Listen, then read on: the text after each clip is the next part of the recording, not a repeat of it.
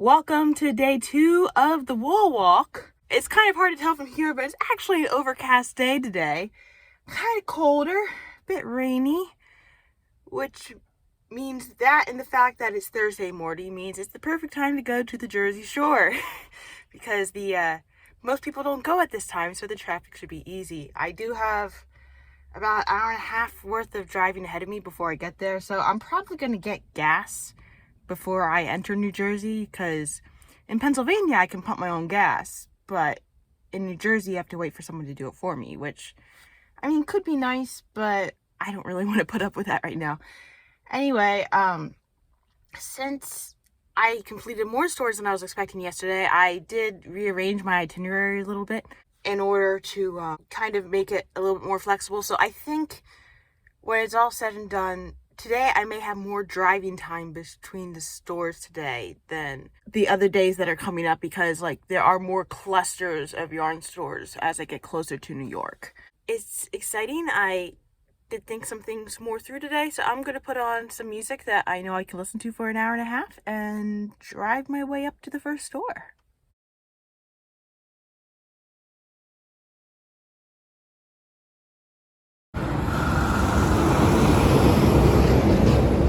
I just came out of the Grace and Pearl, and what a delightful little shop. The first thing that really hit me when I entered it was the fact that there was a scent. They also sell a lot of soaps and whatnot, and it's not just a yarn shop. As far as I could tell, though, it's largely the yarn. They also sold quite a few books, although not all the books were knitting related. I did see a Stephen King book in there somewhere.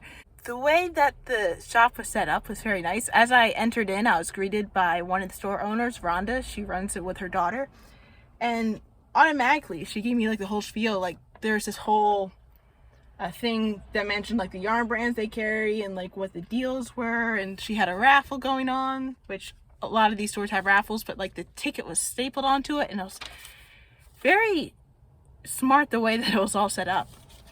And then also the shop sells a lot of kits. So the way that the kits are, all the yarn's packaged in the bag, and then there's a QR code for the patterns that it's going to, and they were selling quite a few knitted articles of clothing too. And I got some great yarns from there. I found this boucle yarn, which this is wool, but I haven't really been seeing too much boucle in a lot of the stores that I've been going to, and I haven't really used boucle too much in years, but I remember really loving the texture when I was younger. So I got some for old time's sake. I don't know what I'm going to make with this yet, but we're going to find out. It could make a nice frog. Who knows? Also, boucle is good for when you want to make a sheep, but you don't want to put too much effort into making the bumpy part of the sheep. This is vegan wool, which it's made from a bunch of other textures that are not wool, and it feels super soft.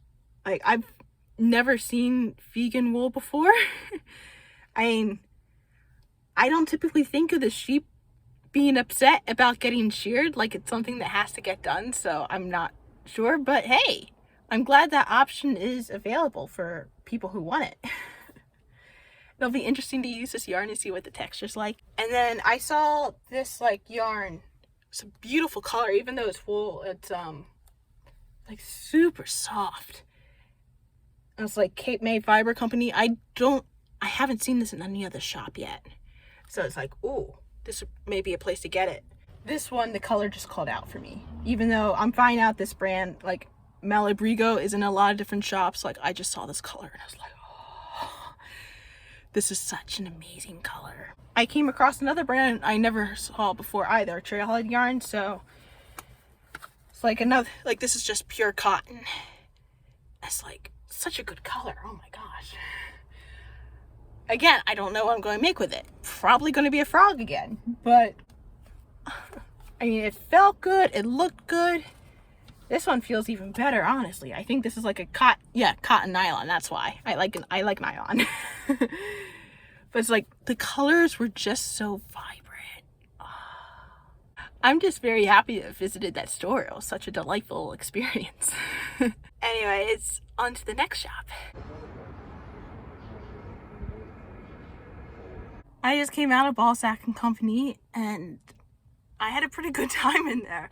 So before you even go into the store, it's along this street that's like a picture perfect, like cute, quaint little town. Like all the houses are very colorful and businesses are very colorfully painted.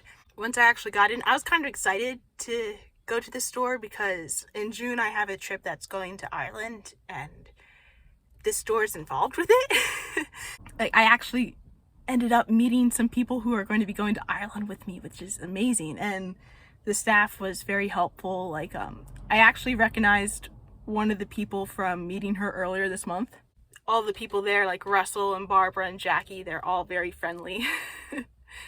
Jackie actually sold me on a yarn texture that I was on the fence about because she was working with it in the store and I could see how it worked up.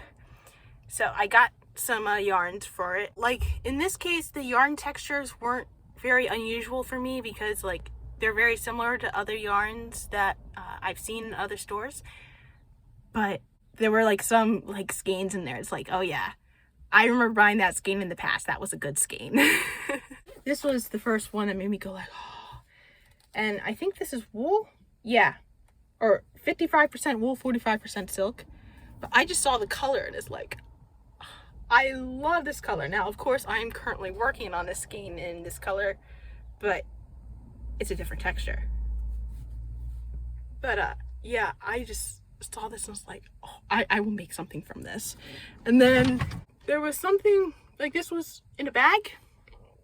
So most of it, when you go into the store, like a lot of them are sold like this, and the hanks are actually hanging from like hooks and you could see them all, and it's a very smart way to set it up. But this was on the wall with the hanks, but obviously you can't do that to a cake, so I'm pretty sure that's why it was in the bag.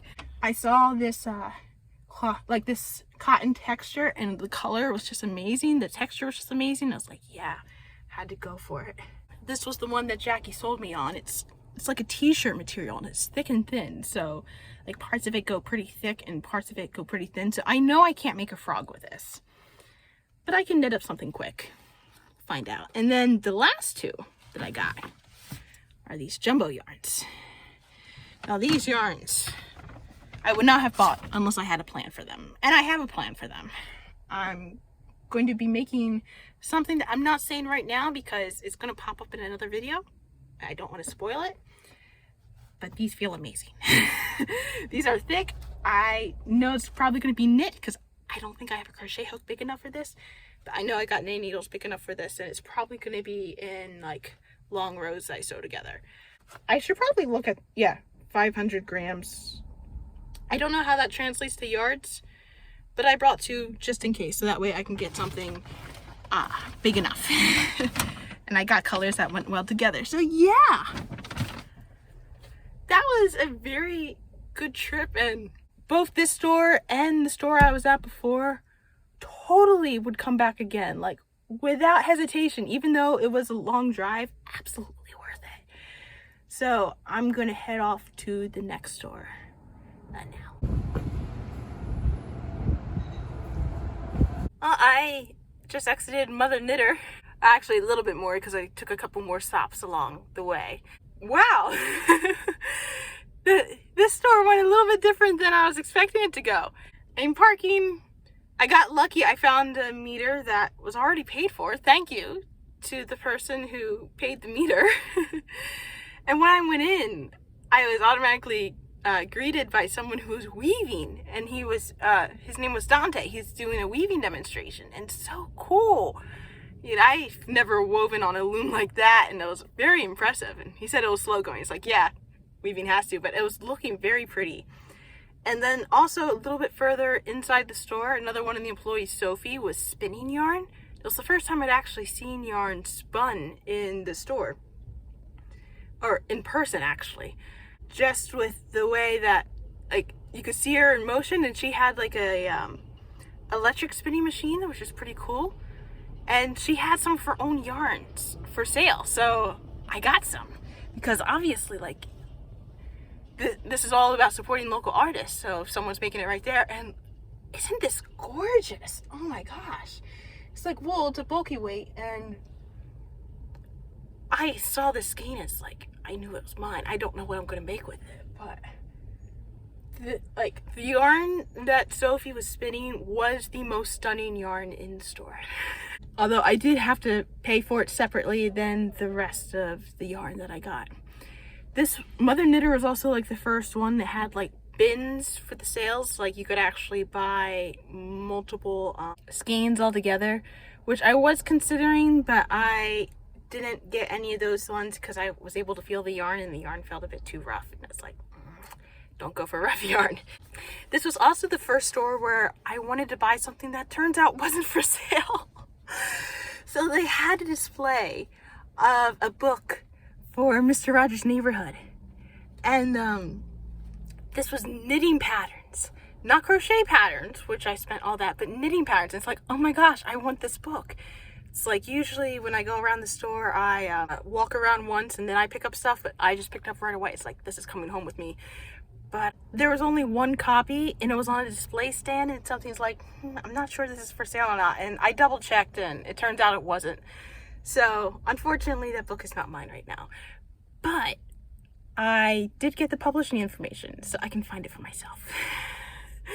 Which, it was published in 2022, so I'm pretty sure it's still in print somewhere.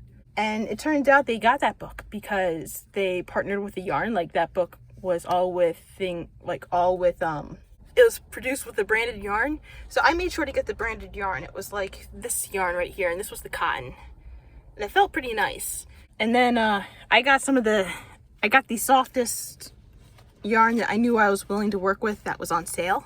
So I got these 3 shades and they were pretty nice. So other than like the yarn that I bought from the spinner, this is actually the store I've spent the least amount at so far.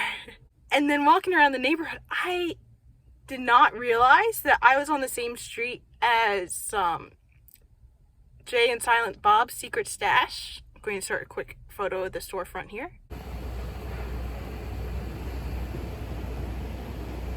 I am a big fan of the Few Askew first movies, so I decided to take a trip inside. I mean, you have to go, right? And I didn't buy anything from there. But I was like, hey, that's pretty cool. And then I also was able to stop at a Starbucks real quick. To the barista who he and his boyfriend want to learn how to crochet, I hope you guys learn how to do it and stick with it.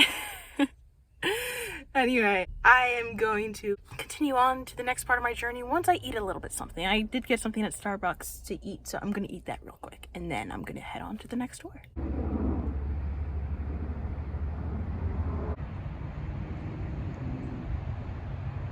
I just came out of the Yarn Addict, and recently I've been watching a lot of videos of ghosts. Different shows where some of the characters are dead and they become ghosts.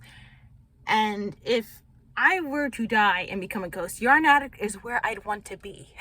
If I had to be stuck somewhere for eternity, because boy, that place is packed with yarn. Like it's a small store. It is bigger than you would expect when you first walk in, but it was very crowded when I went in there. Kind of had to, like, usually when I go into a store, I like to just kind of just pick one spot and like walk around and look at everything, and I kind of had to jump around a little bit more because there are just so many people there. But it's good to see so many people in the store because that means they're making great business. And they had like at least 4 different employees there. Like, I got the names of most of them. So Rhonda's the store owner, and then there was Allison and Kelly, and I don't know the name of the last lady because she was the one who was making sure that I was okay. I found some very unusual yarns, which was nice. I haven't been getting a lot of cashmere, but I got this cashmere. It was expensive. It was stored a little bit differently than the rest because I didn't want to just put it on the shelf because it was very fragile. But I mean, I saw this color, and this color was stunning. So I don't know what I'm going to make with it, but we're going to save it for something special.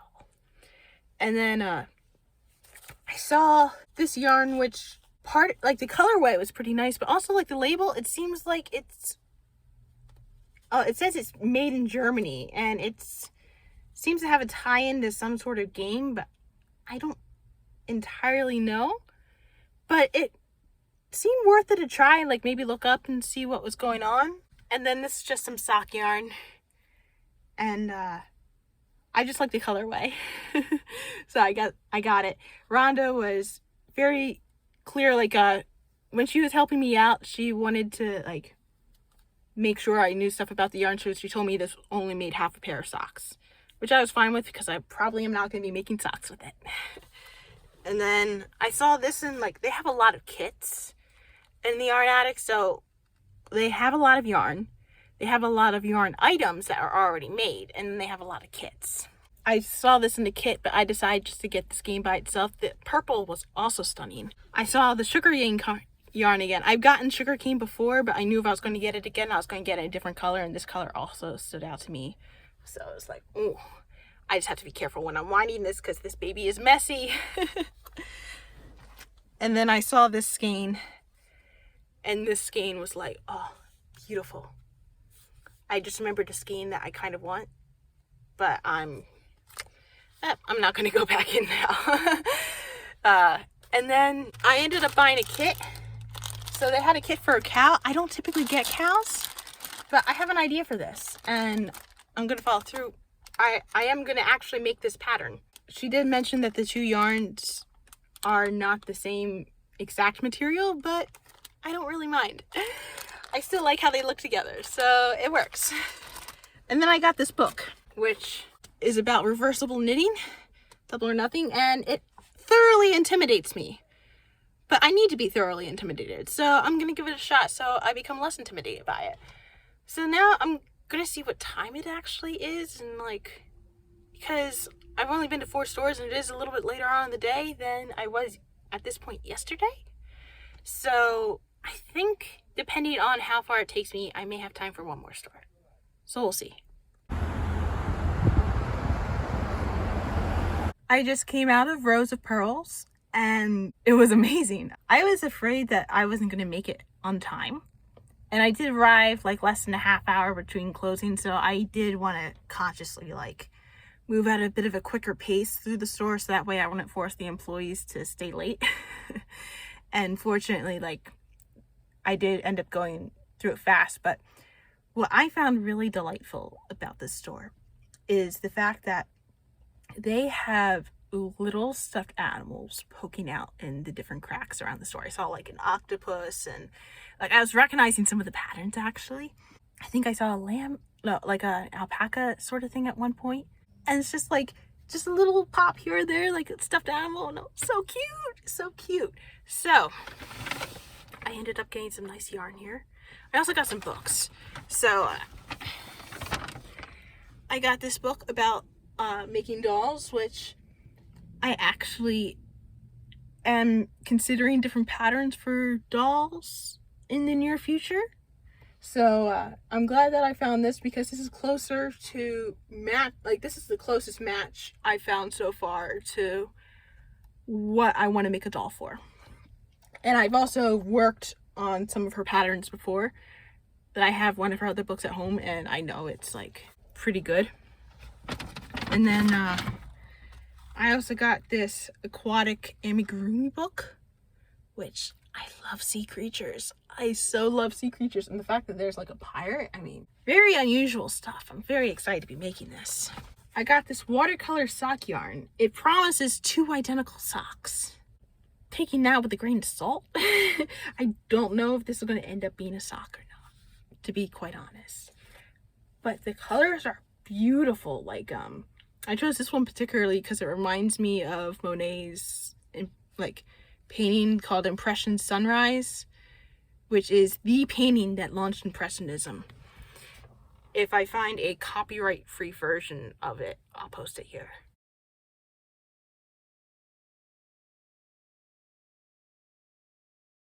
I just found this colorway. I just thought the colorway was cool. Probably because I had fish on the mind and thought, ooh, very fishy. And then I got pure silk. It feels so soft. It feels so good. And it was on sale. I love silk.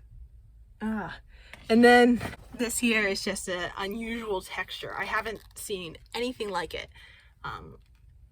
It's something, yeah, it's cotton and acrylic and polyamide. So I'm definitely gonna have to knit with this. I don't really see crocheting working out. But I was just like, yeah, what a cute, interesting little texture. This will probably turn up into a nice frog. Yeah, like I was greeted by Barb when I came in, and Barb was wearing a wonderful crochet shawl. It's like beautiful stitchwork, beautiful colors. It was like yellow and green and like a magenta-ish color. And then as I was buying the book, it turns out she actually made one of the patterns in the book for her grandsons, and she showed me a picture of it, and they were adorable. I'm very glad I made the choice to come to this store, even though I knew I was kind of pushing it time-wise. Anyway, it is getting kind of close to 5 now, so I've done all that I could for today. And yeah, I'm gonna head home now.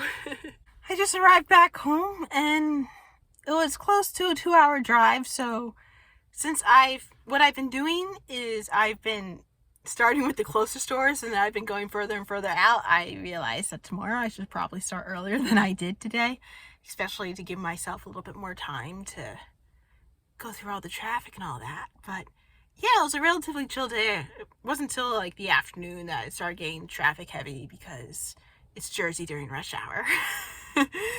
But probably the most shocking part of the day, driving wise, was when I was like driving towards like the Jersey Shore, and suddenly the road goes up like this, and it's like, wait, why is the road going higher? I'm driving away from Appalachia. And then I realized that it was a bridge, and they raised part of the bridge to let a ship go through. So that was a eye-opening thing. Also, what I've been noticing is like throughout the countryside, there are a lot more telephone poles with solar panels on it, and it warms my heart to see that. To see like all the solar panels collecting all the sunlight. It's so adorable. I have completed 11 stores in total, which means I'm halfway through the yarn walk on day 2. Go me.